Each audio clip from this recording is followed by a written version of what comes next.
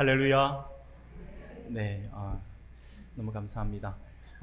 오늘도 하나님께 예배하러 나오신 우리 모든 성도님들, 한 번도 빠짐없이 모두가 하나님께서 베푸신 그런 신실한 은혜, 그리고 신실한 복을 온전히 누리는 복된 시간이 되기를 소원합니다. 찬양에 너무 제가 은혜 받아가지고 한참을 생각을 하고 있었던 것 같아요. 너무나도 귀한 찬양 감사합니다. 사랑하는 성도 여러분, 오늘 우리가 고린도후서의 말씀과 사도행전의 말씀을 가지고 전심전력을 다하라라는 제목으로 같이 말씀을 잠시 살펴보면서 하나님의 은혜를 나누고자 합니다. 사랑하는 여러분, 우리가 지금까지 살아오면서 아마 다들 한 번씩은 가장 기억에 남는 어떤 좋은 경험들을 한 번씩 경험한 것들이 떠오르실 겁니다. 나름대로 어떤 사람의 그게 아주 큰 기쁨이 될 수도 있고, 어떤 분에겐 아주 작은 것일 수도 있지만, 사람에 따라 상대적으로 다르겠지만, 그것이 나에게 있어서 아주 어떤 충격적이거나 아니면 굉장히 기쁘게 즐겁게 다가온 추억들을, 아마 그러한 좋은 경험들을 하나씩 가지고 있을 겁니다. 왠지 그 기억을 떠올리기만 해도 마음이 흐뭇해지고 저절로 미소가 지어지는 그런 순간이 우리 모두에게 있을 것이다 라고 하는 거죠. 우리 대한민국 사람들, 특히 그 가운데에서 운동을 좋아하시는 분들은 아마 그날 스포츠에 관련돼 가지고 그날을 떠올린다면, 아마 2002년 우리 월드컵 때에 우리나라가 4강에 가서 전국이 떠들썩해서, 지금도 저는 그래요. 제가 지금도 그때 생각하면, 그냥 그때만 생각하면 전율이 막 도는 것 같고 그냥 입가에 미소가 지어지는 것 같아요. 이건 우리나라의 어떤 추억이고 우리나라의 어떤 전체적인 부분이잖아요. 근데 아마 개인적으로도, 여러분들 개인적으로도 아마 생각해 볼 때에 아마 생각만 해도 흐뭇해지고 미소가 지어지는 그런 순간이 다들 있을 거라 생각이 들어집니다.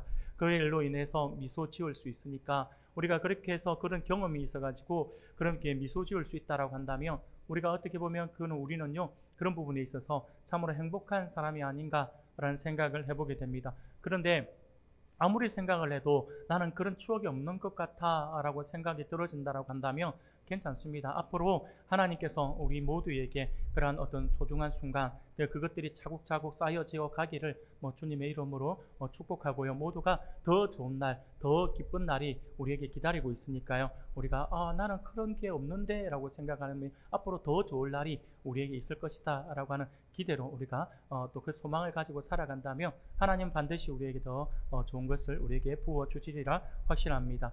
사랑하는 성도 여러분, 근데 가만히 우리가 생각을 해보면요, 우리가 인생에서 진한 감동과 여운을 느끼는 순간들을 대부분 우리가 생각해 보면요, 어떤 대상과의 만남 속에서 이루어진다라고 할 수가 있을 것입니다. 그것이 하나님과의 만남일 수도 있어요. 또는 그것이 자연과의 만남일 수도 있고요. 아니면 자신과의, 나의 깊은 내면에 있는 나의 또 다른 나의 깊이에 있는 그 자아를 내가 또 자각하고 그걸 만나면서 또 그런 어떤 계기가 될 수가 있는 거예요. 가족과의 만남 또는 친구와의 아주 특별한 순간일 수도 있습니다. 그 만남과 교감 속의 대화와 경험이 우리 마음속에 각인이 되어지는 거죠. 그렇게 그것이 각인되어지면, 우리 안에 이 각인되어진 것이 기쁨 가운데 있는 그것이 각인되어지면 그것이 우리 안에 동기부여를 제공하게 됩니다. 그리고 이 동기부여는 우리 안에 또 다른 열정을 불러일으키게 되는 것이죠. 열정이 되어서 인생을 더욱더 풍성하게 만든다라고 할 수가 있을 것입니다. 이 열정은 우리로 하여금 뜨겁게 타오르게 하는 어떤 힘이다라고도 할 수가 있을 것 같습니다. 그래서요, 이 열정이 있는 사람과 열정이 없는 사람은 삶의 자체가 틀려요. 그래서 18세기 종교사에 아주 지대한 영향을 미치고 미국의 대부흥운동인 대각성 운동을 이끌었던, 18세기 미국의 대각성 운동을 일으켰던 조지 휘필드라고 하는 목사님이 계세요. 저는 이 목사님이 했던 말 가운데 제 가슴을 딱 때리면서 제 가슴을 굉장히 뭉클하게 만든 문구가 하나 있는데, 그것이 뭐냐면 이분이 이런 말을 했어요. 나는 녹슬어 없어지기보다 닳아 없어지기를 원하노라 라고 그렇게 이야기를 했어요. 굉장히 감동적인 그러한 이야기인 것 같습니다. 아마 조지 휘필드 목사님의 그 열정을 대변하고 있는 그러한 말이 아닌가라는 생각이 들어집니다. 사랑하는 우리 성도 여러분, 오늘 우리가 함께 참여할 하나님의 성품은 다름이 아니라 바로 열정입니다. 이 열정은요, 어떤 일에 뜨거운 애정을 가지고 전심전력을 다해서 임하는 그러한 자세라고 할 수가 있을 것입니다. 성경에서 말하는 열정은요, 하나님의 열정적인 성품을 닮아가는 것이 함께 포함됩니다. 내가 하나님을 닮아가고자 애쓰고 노력하는 그 자체가 열정 안에 포함된다라고 하는 것이죠. 하나님은요, 하나님의 백성들을 향한 열정을 가지고 포기하지 않으시고 구원하십니다. 비록 우리가 잘못 살고 어리석어서 범죄하는 모습을 가진다 하더라도 하나님의 열정은 변하지 않습니다. 그래서 끊임없이 우리를 기다려 주시고 결국 우리를 구원해 주신다라고 하는 것이죠. 그래서 결국 하나님의 나라를 이루어 가십니다. 그러므로 하나님의 자녀로서 우리도 맡은 일에 열정을 가지고 전심전력을 다해 살아가야 하는 것이죠. 그러한 의미에서 오늘 우리가 읽은 본문의 말씀을 보면 만남이라고 하는 것을 통해서 인생이 송두리째 180도 바뀌었고 그의 인생이 열정으로 인해 뜨겁다 못해 불타오르는 한 사람이 등장하는 것을 보게 됩니다. 그는 바로 우리가 너무나도 잘 알고 있는 바울이라고 하는 사람입니다.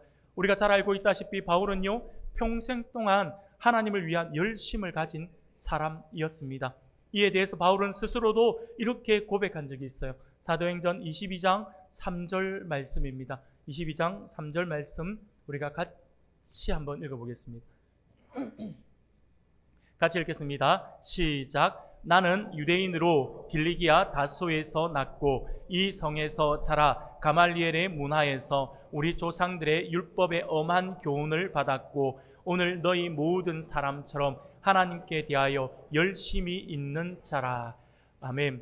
바울이 스스로가 고백하기를 나는 하나님에 대해서 열심히 있었다라고 이야기를 해요. 그런데 바울이 가지고 있는 열심, 하나님을 위한 열심은요, 굉장히 지나치다 할 정도로 굉장히 뜨거웠어요. 뜨겁게 타올랐습니다. 그렇게 유대교 안에서 태어나고 유대인으로 율법의 엄한 교훈을 받았던 바울이었기 때문에 바울은요, 자신이 믿는다라고 하는 그 신앙, 자신의 신앙이 이제 신념이 되는 거죠. 자신이 믿는 신념 아래에서 하나님을 위한 열심이 넘쳐났던 사람이에요. 그냥 풍성했다가 아니라 지나치게 넘쳐났던 그러한 사람입니다. 이에 당시로서는요, 바울이 스스로가 생각해 볼 때에 예수는 자기가 볼 때 이단이 맞아요. 아무리 생각해 봐도. 왜냐하면 유대교의 모든 사상에 대해서 잘못된 행동들을 하고 있으니까요. 예수가 자신이 곧 하나님의 아들이라고 이야기를 하고 있고 스스로 자신을 메시아다라고 외치며 수많은 사람들을 선동하다가 붙잡혀 십자가에서 죽임을 당했다라고 하는 사실에 대해서 사울은요, 아마도 이단의 괴수의 말로가 그리됨이 당연하다라고 그렇게 여겼을 것입니다. 그리고 아직 그 이단의 괴수를 따르는 무리들이 많이 있고 또 그들을 내버려 두면 더욱더 잘못된 이단의 교설들이 확산될 것을 염려하는 거죠. 그래서 사람들을 선동해서 스데반 집사를 죽음에 이르게 하는 그 일에 앞장섰던 사람이 바로 이 바울이었어요. 바울의 이름 바꾸기 전에 사울이었다라고 하는 것이죠. 그것이 자신이 속해 있는 유대교를 위한 일이라고 생각을 했어요. 더 나아가서 이것이 하나님을 위한 일이다라고 생각을 했다라고 하는 거죠. 하나님을 향한 열심으로 그렇게 했다라고 하는 것입니다. 여기에 더하여서 바울은요, 사도행전 9장 1절과 2절 말씀을 보니까 이렇게 말씀을 합니다. 사도행전 9장 1절과 2절 우리 같이 한번 읽겠습니다. 시작. 사울이 주의 제자들에 대하여 여전히 위협과 살기가 등등하여 대제사장에게 가서 다메섹 여러 회당에 가져갈 공문을 청하니 이는 만일 그 도를 따르는 사람을 만나면 남녀를 막론하고 결박하여 예루살렘으로 잡아오려 함이라. 아멘. 사랑하는 여러분, 사울은요, 자신이 믿는 신앙을 빙자한 자신의 신념 아래에서 하나님을 위한 열심이라고 하는 그 착각 속에서 그리스도인들을 잡기 위해 다메섹까지 원정 출정을 간 거예요. 원정을 가서 예수 믿는 사람들을 잡아오고자 했습니다. 그렇게 기세등등하게 다메섹으로 향하던 사울과 그의 무리들이었던 거죠. 그런데 그 가는 길 위에서 사울은요, 일생일대의 만남을 이루게 됩니다. 자신의 삶을 송두리째 바꿔놓은 만남을 경험하게 되는 것이죠. 바로 부활하신 우리 주님을 만난 것입니다. 사도행전 9장에 기록된 이 만남은 이 사울의 인생을 완전히 뒤바꾸는 결정적인 순간이 되었고요. 다메섹 도상에서 주님의 부르심은 그의 삶의 전체를 이끄는 간증이자 고백이 되었습니다. 바울에게 있어 이 만남이 있었기 때문에 바울은요, 이후로 수많은 고난과 핍박 속에서도 굴하지 않는 열정을 가질 수가 있었다라고 하는 것이죠. 이런 예수 그리스도께서 바울의 마음에 불을 지펴주신 것입니다. 열정이라고 하는 그 불을 지펴주셨어요. 예수님을 만나고 난 뒤 그의 안에 있었던 잘못된 하나님을 향한 열심이 이제 바르게 정립이 되어서 하나님을 향한 바른 열심, 그리고 그리스도를 향한 타오르는 열정에 불타오르게 되었다라고 하는 것입니다. 이것이 바울에게 얼마나 큰 열정으로 타올랐던지요. 바울은요, 계속해서 사도행전 22장에서 천부장 앞에 섰을 때와, 그리고 사도행전 26장에서 아그리파 왕 앞에 섰을 때에 바울은요, 자신이 경험한 이 경험을 간증해요. 이 만남이 얼마나 소중했던지, 이 만남이 나를 어떻게 변화시켰는지, 자신이 예수를 믿기 전에 어떤 모습이었고, 그때 예수를 믿을 당시에 나는 어떤 모습을 가지고 있었고, 예수를 믿고 난 뒤에 내가 어떻게 예수를 믿어서 예수를 만나고 어떻게 믿고 난 뒤에 내가 어떤 삶을 살았는가라고 하는 부분들에 대해서 그렇게 간증을 하고 있다라고 하는 것이죠. 자신의 삶의 방향이 바뀌고 복음을 전하게 된 이유를 명확하게 밝히고 있음을 보게 됩니다. 바로 부활하신 예수님과의 만남과 주님의 부르심을 당당하게 간증을 하는 그러한 삶을 살았다라고 하는 것이죠. 사랑하는 여러분, 그렇습니다. 바울의 삶에는요, 처음 주님으로부터 받은 불이 있었어요. 그리고 그 불은 그의 열정과 열심이 삶의 삶 전체에 드러나도록 만드는 하나의 원동력이 되었다라고 하는 것입니다. 여러분, 그렇다고 해서 바울에게 있어서 이러한 긍정적인 기억만 있는 것은 아닙니다. 바울에게 이렇게 긍정적인 기억만 있는 것이 아니라 그와는 정반대의 기억도 있었다라고 하는 거죠. 그게 바로 오늘 우리가 읽은 본문의 말씀, 고린도후서 1장에 기록되어 있는 말씀입니다. 바울은요, 이 1장의 말씀을 보면 바울은 극도의 고난과 아픔의 시간을 겪었다라고 이렇게 간증을 합니다. 오늘 우리가 읽은 고린도후서 1장 8절 말씀을 보니까 이렇게 말씀을 해요. 우리가 같이 한 목소리로 같이 읽겠습니다. 시작. 형제들아, 우리가 아시아에서 당한 환난을 너희가 모르기를 원하지 아니하노니 힘에 겹도록 심한 고난을 당하여 살 소망까지 끊어지고. 아멘. 바울이 고백한 거예요. 바울이 고백하는데 심한 고난을 당해서 살 소망까지 끊어졌다라고 이야기를 합니다. 여러분, 바울은 이 기억을 아시아에서 당한 환난이라고 이렇게 이야기를 하고 있거든요. 그런데 구체적으로 여기서 아시아가 어디를 말하고 있는지, 어느 지역, 정확하게 어느 한 지역을 이야기하고 있는지를 모릅니다. 그래서 이곳이 어디인지, 그리고 그곳에서 당한 환난의 실체가 무엇인지에 대해서 분명하게 언급하고 있지 않아요. 그래서 많은 학자들은요, 바울이 아시아에서 당한 이 환난이 어떤 환난일까라고 추측을 해요. 추측을 하다 보니까 아시아에서 방황했던 여러 환난 가운데 에베소에서 당했던 환난이 아니었을까라는 생각을 해요. 그래서 일부 학자들은요, 아시아에 있는 에베소라고 하는 지역에서 바울이 겪었던 은장색이었던 데메드리오가 일으킨 그 소란으로 인해서 에베소에서 소란과, 그리고 에베소에서 맹수와 싸운 것으로 표현될 정도로 큰 어려움을 겪었던 그 사실에 대해서 바울이 간증을 하거든요. 그래서 이것이 아시아에서 당한 그러한 어떤 환난의 실체가 아닐까라고 이렇게 이해를 하고 있습니다. 그런데 만약에 바울이 말하고 있는 이 아시아가 에베소라고 하는 한 지역에서만 일어난 일이라고 한다면 바울은요, 그의 성격상 이것을 줄이지는 않습니다. 학대시키지도 않고 바울은 있는 그대로 이야기하거든요. 그래서 바울의 성격상 에베소에서 당한 것이라고 한다면 에베소에서 당한 환난이라고 분명하게 이름을 거론했을 것입니다. 그럼에도 불구하고 바울이 에베소다라고 이렇게 이야기를 하지 않고 구체적으로 언급하지 않고 아시아에서 당한 환난이다라고 이야기를 하고 있다라고 하는 거죠. 바울이 말하는 아시아는요, 오늘날 소아시아 지방으로 일컬어지는 그 아시아 전체 지역, 소아시아 지역 전체를 포함하는 표현이라고 보는 것이 타당합니다. 오늘 우리 동아시아 지역은 포함이 되지 않아요. 소아시아에 있는 그 부분에 우리가 요한계시록에 나온 이 소아시아 지역에 있는 7교회에 나오잖아요. 그 지역들, 그 소아시아 지역들에서 각 지역에서 당했던 그 어려움들이 이 안에 포함되는 것이다 라고 보는 것이 더 합당할 것입니다. 사랑하는 여러분, 이처럼 바울의 복음 사역에는요, 항상 언제나 박해와 환난이 뒤따랐습니다. 바울은요, 바울이 세계 복음 전도 전도하고 1차, 2차, 3차에 걸쳐서 세계 전도를 했다라고, 그 복음을 전했다라고 하면 많은 사람들이 좀 착각을 하는 경우들이 있어요. 어떤 착각을 하냐니까 굉장히 환상을 가지고 있어요. 전도 여행, 바울이 멋지다. 하나님이 이를 위해서 굉장히 그가 이렇게 전도 여행을 전 세계를 다니는구나. 막 이러면서 굉장히 낭만적이다라고 말을 하는 사람들도 제가 들어봤어요. 깜짝 놀랐어요. 여러분, 바울이 전도 여행을 하면서 받았던 고난은 전혀 기억하지 못해요. 이것은요, 바울은요, 전도 여행 단순하게 그냥 내가 복음을 전하기 위해서 여행을 하면서 이 지역에 가서 복음을 좀 전하고 저 지역에 가서 복음을 전하고 그러면서 세계 여행을 했구나라고 생각을 하면 안 됩니다. 바울은요, 바울에게 있어서 전도 여행은 목숨을 걸고 하는 거예요.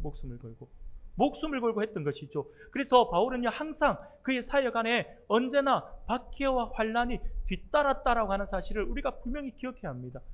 그래서 오늘 본문 고린도후서 1장 8절과 9절 상반절에 보면 이렇게 말씀을 하고 있어요. 제가 읽어드리겠습니다. 여러분 눈으로 따라오시면 될 것 같아요. 형제들아, 우리가 아시아에서 당한 환난을 너희가 모르기를 원하지 아니하노니 힘에 겹도록 심한 고난을 당하여 살 소망까지 끊어지고 우리는 우리 자신이 사형 선고를 받은 줄 알았으니 라고 이렇게 고백합니다. 사랑하는 여러분, 바울의 이 고백을 보면 사실 어떻게 보면 이 바울의 이 고백이 굉장한 고백이긴 한데, 그런데 다른 서신서라든지 사도행전이라든지 이런 부분들을 보면 그 부분과 비교할 때에 좀 이 오늘 본문 고린도후서에서 말하고 있는 것은 조금 더 흔히 말하는 다른 서신서에서 바울이 말한 고난보다 좀 더 강하게 지금 이야기를 하고 있는 것 같아요.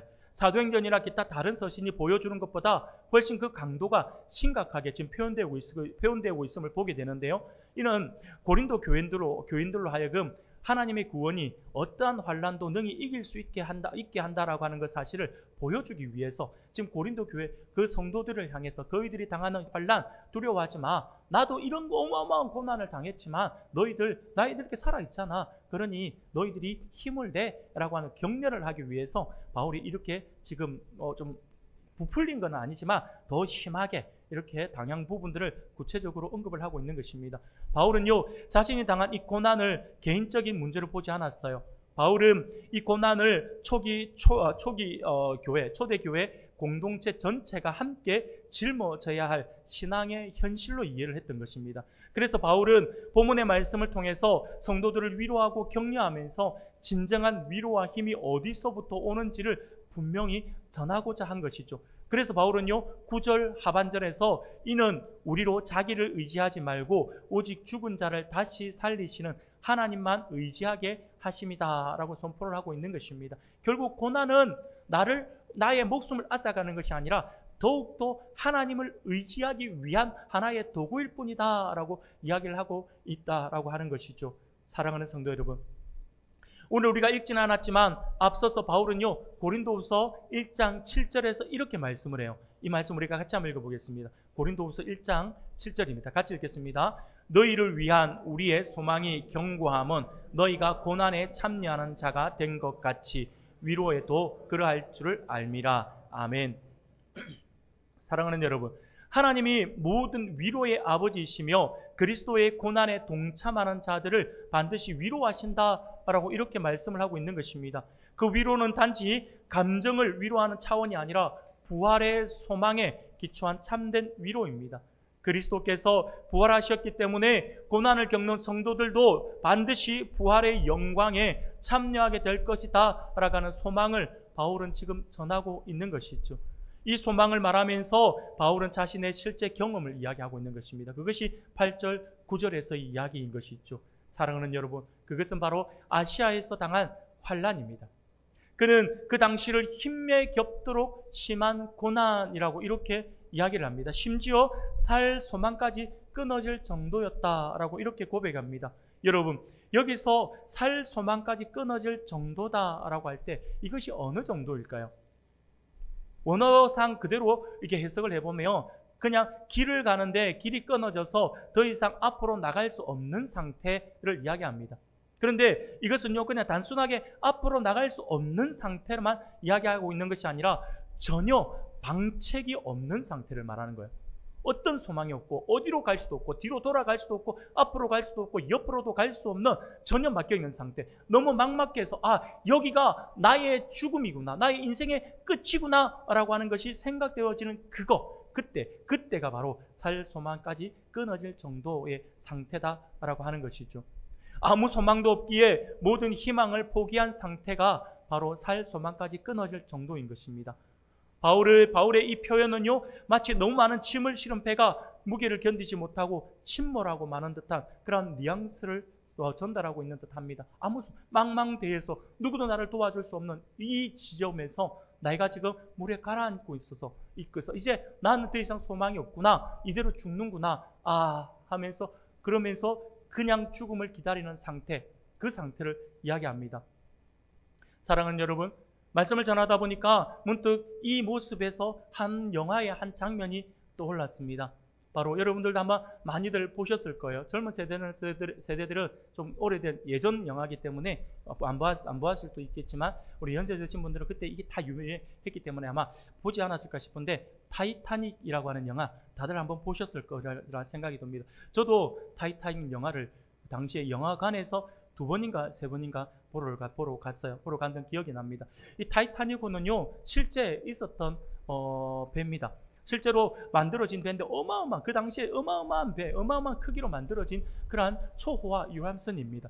절대로, 심지어 이 타이타닉호가 만들어졌을 때 사람들은 이 타이타닉호를 뭐라고 이야기했냐면 절대로 가라앉지 않는 불침선이라고 이야기를 했어요. 절대 가라앉지 않는다라고 이야기를 했어요. 그래서 이 배가 만들어지고 나서 처음으로 이제 이 출항을 하는데, 영국에서부터 미국으로 이제 갑니다. 미국으로 대서양을 이제 횡단해서 미국으로 가는데, 그 도중에 1912년 4월 14일 11시 40분 북대서양을 전속력으로 달리던 이 큰 배가 아주 큰 빙산에 충돌하게 됩니다. 빙산에 충돌하면서 빙산에 의해서 이 배의 옆구리가 한 80m 정도 떨어져 나갑니다. 찢겨져 나갑니다. 칙 하고 끓긴 거예요. 그러면서 바닷물로 인해서 불과 2시간, 바닷물이 침수하고 들어오면서부터 불과 이 큰 배가 2시간 40분 만에 침몰되고 맙니다.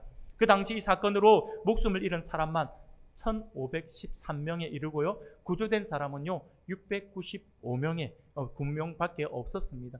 대부분 이 695명은요 어디에 있던 사람이냐면 1등실과 2등실에 있었던 사람들입니다. 영화에서 타이타닉이라고 하는 이 영화에서 이것을 굉장히 잘 묘사했거든요. 3등 칸에 있는 사람, 저 지하의 3등 칸에 있는 사람들은 올라오지 못하게 문을 닫아버리고 먼저 1등 칸, 2등 칸에 있는 사람들을 먼저 이렇게 빨리 이게 피신시키는 장면들이 아마 그 영화를 보신 분들은 아마 떠오를 겁니다. 실제 있었던 이 사건이 1997년에 타이타닉이라고 하는 제목으로 영화로 만들어져서 세계적인 흥행 기록을 세우기도 했던 그러한 영화입니다. 이 영화를 보면 배가 처음 빙하에 부딪혔을 때 사람들은 별로 요동하지도 않았어요. 걱정하지 마라. 우리 배는 2중, 3중으로 차단벽이 다 만들어져 있기 때문에 비록 물이 들어온다 하더라도 1차 지선에서 이게 막으면 배는 아무 지장 없다라고 이야기를 했던 것이죠. 뿐만 아니라 워낙에 거대한 배였고 침몰하지 않는 배다라고 생각을 했기 때문에 사람들이 인식 속에 뭐가 있었냐면 얼음에 부딪혔대, 빙산에 부딪혔대라고 했더니 많은 사람들이 착각을 하는 거예요.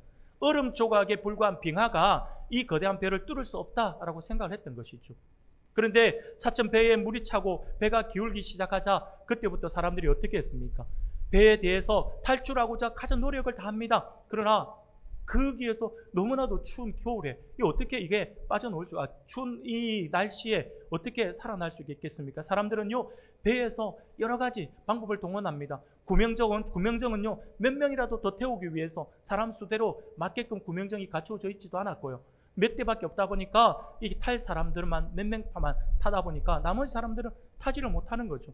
처음에 사람들은 영화를 보면 처음에 사람들은요 살고자 높은 곳으로 이동을 하기도 하고 가진 노력을 다 합니다. 이렇게 이동하고 저렇게 이동을 하고 합니다. 그러다가 점차 배가 가라앉죠. 배가 침몰해 가면서 서서히 가라앉으니까 더 이상 내가 어떤 노력을 해도 살 수 없구나라고 이렇게 인식을 한 사람들이 모든 것을 포기합니다.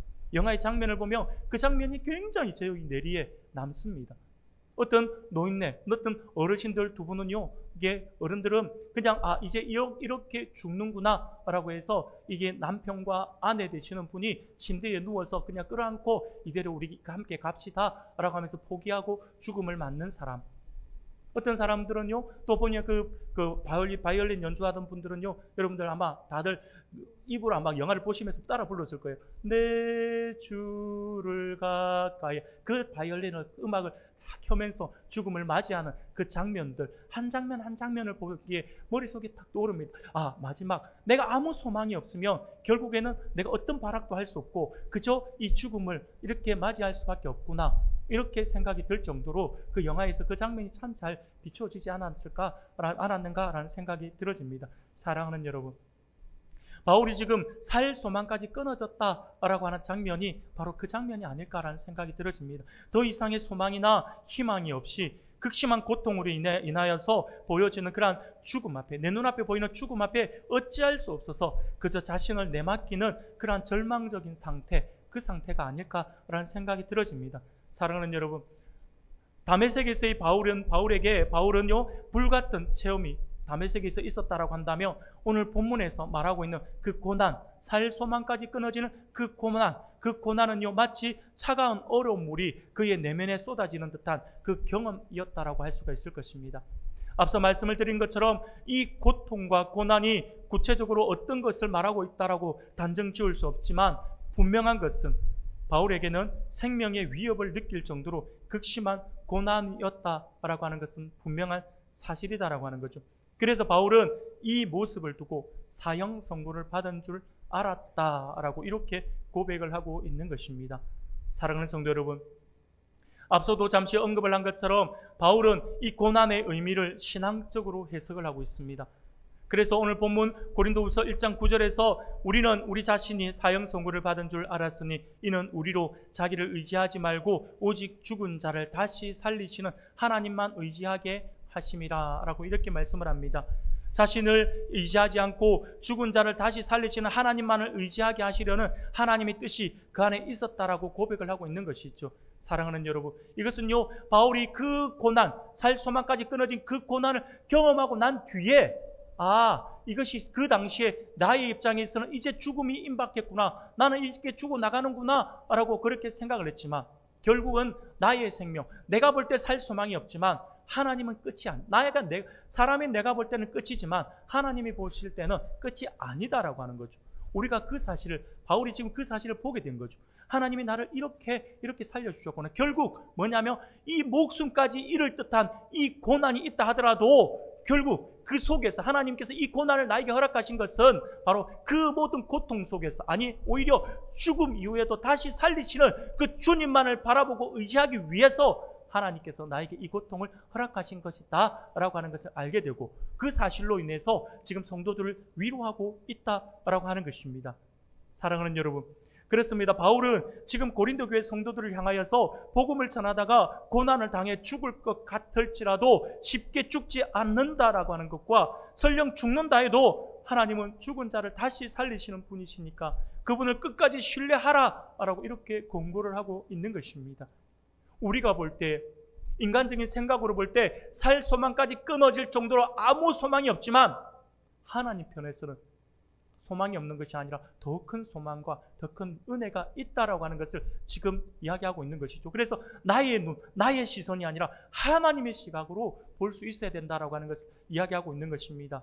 사랑하는 여러분, 이것이 바로 바울이 고난 속에서 더욱 단단하게 붙잡게 된 그의 열정의 본질이다라고 하는 것입니다. 그것은 단순한 감정이 아니에요. 하나님에 대한 절대 신뢰에서 비롯된 열정입니다. 이 열정은 바울을 낙심하지 않고 더욱 담대하게 복음을 증거하는 그런 증인이 되도록 이끌어 주었다라고 하는 것입니다. 바울은요, 사도행전 20장에서 모든 사람들이 만류하는 가운데에서 예루살렘으로 향하고 있는 것을 보게 됩니다. 결박과 환란이 기다린다라고 하는 것을 알고 있었지만 그 모든 것이 복음을 향한 바울의 열정을 꺾을 수가 없었어요. 바울도 알고 있었고요. 바울을 위해서 기도하는 사람들이 기도할 때마다 지금 예루살렘으로 가면 안 됩니다. 당신이 가게 된다라고 한다면 당신은 결박되어질 것이고 목숨의 위협을 받게 될 것입니다. 라고 기도하는 사람들이 계속해서 성령의 인도함을 받아서 바울에게 이야기합니다. 바울이 몰랐던 것이 아니에요. 바울도 알고 있었어요. 내가 지금 예루살렘으로 가면 나는 붙잡히게 될 것이고 나는 죽음에 이를 수도 있다라고 하는, 그 위험에 처해질 수도 있다라고 하는 사실을 알고 있었어요. 그럼에도 불구하고 바울은 예루살렘으로 향합니다. 그의 열정이 그것을 이끌었다라고 하는 거죠. 그래서 바울은 하나님을 향한 열정을 가지고 결단을 내리면서 그곳에 나는 가야 한다라고 하는 거죠.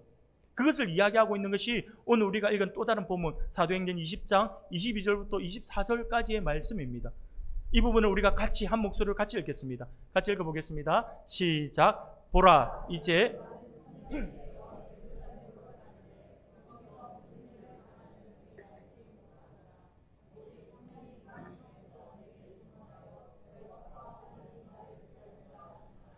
내가 달려갈 길과 주 예수께 받은 사명 곧 하나님의 은혜의 복음을 증언하는 일을 마치려 하면은 나의 생명조차 조금도 귀한 것으로 여기지 아니하노라. 아멘. 사랑하는 성도 여러분, 바울이 자신의 생명을 귀히 여기지 않을 수 있었던 이유가 무엇입니까? 그것은 바울이 다메섹으로 가던 도중에 부활하신 그리스도를 만났던 그 기억 때문입니다. 이것이 자신의 삶의 우선순위를 바꾸어 놓은 사건이었거든요. 바울에게 있어서 최우선순위, 자기의 삶에 있어서 최우선순위는요, 자기의 평온한 삶이 아니었어요. 자신의 안락이 아니었다라고 하는 것입니다. 이 땅에서의 삶의 어떤 초점이 맞춰져 있는 그 모든 것이 아니었다라고 하는 거예요. 심지어 바울은요, 자기의 생명조차 우선순위가 아니었어요.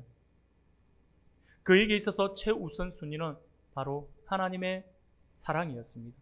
그리고 그 사랑의 은혜를 입은 자의 복음이었습니다. 복음을 전하는 것이었습니다. 바울은 바로 다메섹 도상에서 주님을 만남으로 진리를 깨달았어요. 주님의 참 사랑을 깨달았으며 자신의 삶의 목적을 깨달았다라고 하는 것입니다. 우리가 가끔 가다 보면 아주 위험한 처지에 처해서 목숨을 잃을 수밖에 없는 그러한 상황에 처했던 사람이 어떤 누군가의 도움으로 해서 다시 그 죽음의 문턱에서 다시 살림을 받았을 때에 그렇게 다시 구원을 받은 그 사람, 구출을 받은 사람이 하는 말 가운데 나의 이제 인생은 두 번째 인생이다. 나의 인생 그때 죽었다. 두 번째 인생은 나를 살려준 그분을 위해 살겠다. 이런 말들을 한 번씩 하잖아요. 바울이 지금 경험한 게 그거예요. 바울은요, 자기의 1차 인생은 예수님을 핍박하던 그 인생으로 끝나고 내가 그렇게 예수 믿는 사람들을 잡아 죽이고 잡아서 내가 매질하고 그러니까 당연히 핍박하는 것이 오히려 그들을 잡아가는 것이 당연하다고 여겼던 그 바울, 그 사울의 그 모습은 죽었다라고 하는 거예요. 그러고는 예수님을 만나고 난 뒤에 나는 또 다른 인생을 사는데 그것은 제2의 인생이고 하나님을 위한 인생이다라고 하는 거죠. 나는 이제 그분을 위해 살겠다라고 하는 거죠. 그게 바로 다메섹에서의 바울이 경험한 그 경험에서부터 이렇게 시작이 되는 것입니다. 사랑하는 여러분, 바울은요, 다메섹 도상에서 주님을 만남으로 진리를 깨달았고요, 주님의 참 사랑을 깨달았으며 자신의 삶의 목적을 깨달았다라고 하는 것입니다. 그리고 그것이 자신의 삶의 우선순위가 되었기에 자신의 목숨을 아까워하지 않을 수가 있었다라고 하는 거예요. 그리고 바울이 자신의 목숨을 귀한 것으로 여기지 아니한 또 다른 이유가 더 있습니다.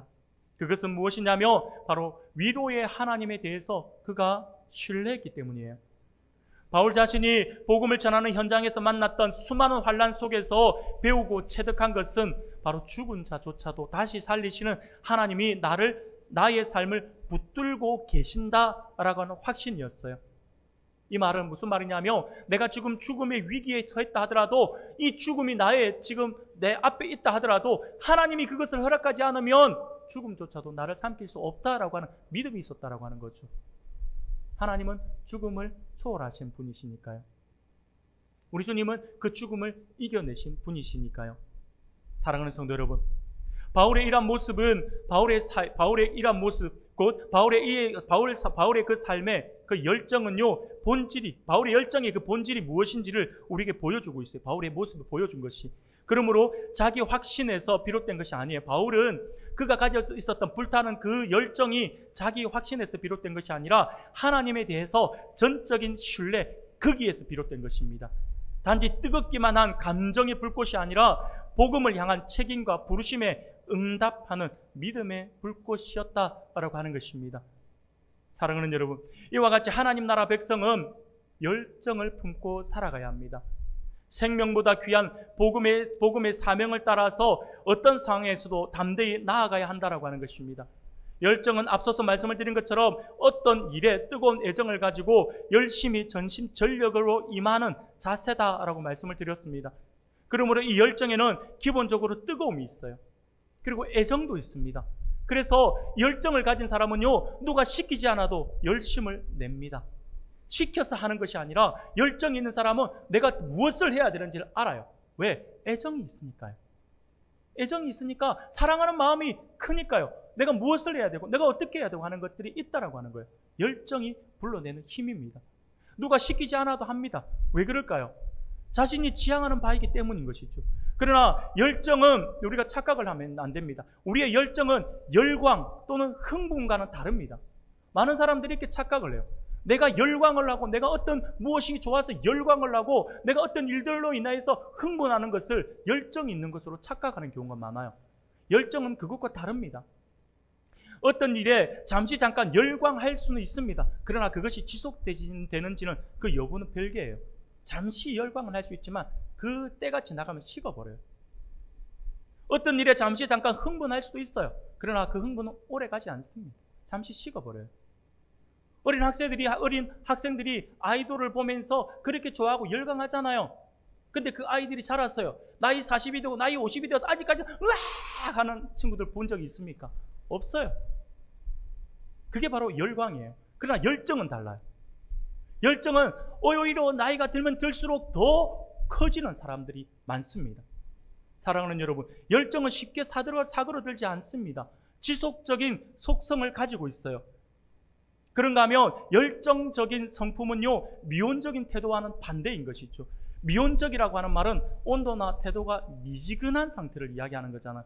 차지도 덥지도 아니한 상태.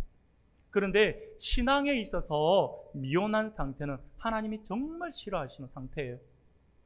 차라리 차든지 아예 차라리 뜨겁든지. 우리 주님은요, 차지도 아니하고 덥지도 아니한 신앙에 대해서 아주 무서운 경고를 하시죠. 우리 같이 한번 읽어볼까요? 요한계시록 3장 15절 16절 말씀입니다. 우리 같이 읽겠습니다. 시작. 내가 내 행위를 아노니 뜨겁지도 아니하도다. 내가 차든지 뜨겁든지 하기를 원하노라. 내가 이같이 미지근하여 뜨겁지도 아니하고 차지도 아니하니 내 입에서 너를 토하여 버리리라. 아멘. 사랑하는 여러분, 우리 주님이 뜨겁지도 않고 차갑지도 아니하고 그냥 신앙생활을 하는데 우리가 뜨뜻미지근한 신앙생활을 하면 우리 주님이 어떻게 한다 했어요? 내 입에서 너를 토하여 내쳐버릴 것이다. 굉장히 무서운 말이에요. 이 말씀을 들으면 우리가 뜨끔해야 돼요. 혹시 내가 그 가운데 있는 것은 아닌가라는 생각을 해야 한다고 하는 거죠. 사랑하는 여러분, 오늘 하나님께서 우리에게 주시는 말씀을 기억할 수 있기를 바랍니다. 그리고 자신을 한번 돌아볼 수 있기를 바랍니다. 지금 우리 안에 이와 같은 그러한 열정의 불이 있는지, 복음에 대한 열정이 있는지 우리 스스로를 한번 돌아봅시다. 아니면 차지도 않고 또 뜨겁지도 않은 미온한 상태에 머물러 있는 것은 아닌지 우리 스스로를 한번 돌아보자라고 하는 것이죠. 사랑하는 여러분, 많은 사람들이 이런 말씀을 할 때 열정을 가져야 합니다 라고 이야기를 하면 많은 사람들이 이렇게 이야기하는 경우가 있어요. 내가 과거에는 그랬는데, 예전에는 그랬는데, 예전에 열심히 했는데, 예전에는 뜨겁게 했는데, 그런 이야기 하시는 분이 있죠. 저는 솔직히 그렇게 이야기하시는 분들에게 물음표를 던지고 싶어요. 지금은요? 그거 다 어디로 갔냐고요? 지금은 뭐하고 계시냐고요? 사랑하는 여러분, 내가 과거에 어땠다, 왕년에 내가 누구였다가 아니라 지금도 주님 주시는 열정을 품고 살아가고 있느냐를 돌아봐야 합니다. 지금도 주님만 생각하면 가슴이 뜨거워지고 주님을 위해서 내가 무언가를 해야겠다라고 하는 열정의 그 불이 나에게 있는지를 한번 돌아보아야 한다라고 하는 것이죠. 사랑하는 여러분, 젊음은 나이가 아닌 내 안의 열정입니다. 나이 어린 청년들이 열정적으로 사는 것이 아니라 열정적으로 사는 분이 젊게 사는 거죠. 청년들이라고 해서 다 그거 아니에요. 애 늙은이들이 얼마나 많은지 몰라요, 요즘에. 정말 그래요. 청년들이 청년 같지가 않아요. 그냥 대화를 해보면 그냥 막 저보다 막 연배가 막 훨씬 많은 분들하고 대화하는 것 같아요. 막 답답해. 한 번씩 하다 보면. 우리 청년들이 그렇다는 건 아니고요. 갑자기 청년들 이야기 아니고 우리 청년들 뭐 생각하시면 안 됩니다. 요즘 젊은이들이 그래요. 소망도 없이 살아가고 있는 것 같아요. 물론 청년들도 나름대로의 할 말은 있겠죠. 시대가 우리를 너무 힘들게 한다라고 할 수도 있어요. 그러나 예수 믿는 청년들은요, 시대적인 것, 세상적인 것을 바라봐서는 안 됩니다. 하나님이 나와 함께 하시니까요. 하나님을 바라보면서 정말 뜨겁게 살아야 합니다. 사랑하는 여러분, 이게 오늘 우리 안에 있어야 합니다. 이게 청년들에게만 이야기하는 것이 아니라 오늘 우리 모두에게 있어야 됩니다. 나이 탓하시면 안 됩니다. 나이 탓하시면 안 돼요. 갈렙은 85세에 어떤 일을 했는지 잘 알고 있지 않습니까? 사랑하는 여러분, 우리가 오늘 주신 이 말씀들을 우리가 분명히 기억하면서 우리가 나아가야 할 것입니다. 오늘 하나님께서 저와 여러분들에게 정말 이런 의미에서 오늘 저와 여러분들에게 바울이 품었던 것과 같은 이런 복음의 열정을 부어주시기를 소원합니다. 다시 한번 열정이 타오를 수 있기를 바랍니다. 그래서 우리 모두가 열정적으로 예배하고 열정적으로 기도하고 그리고 성도 간에 열정적으로 교제하고 무엇보다 열정적으로 하나님 나라를 위해 복음을 전파하는 삶 가운데로 나아갈 수 있는 우리 성도님들이 되기를 소원합니다.